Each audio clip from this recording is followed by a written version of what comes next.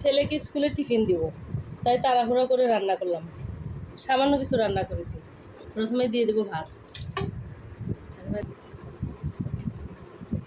এটাতে ভাত,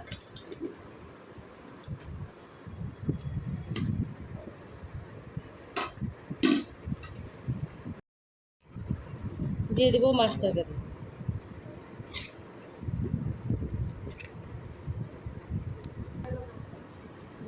মাংস তরকারি, গরুর মাংস ঝোল করে রান্না করেছি, আলু দিইনি।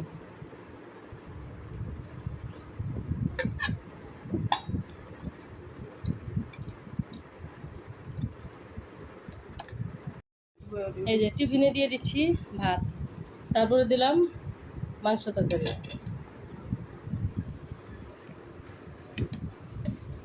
তারপরে এটাতে আছে মাছ তরকারি।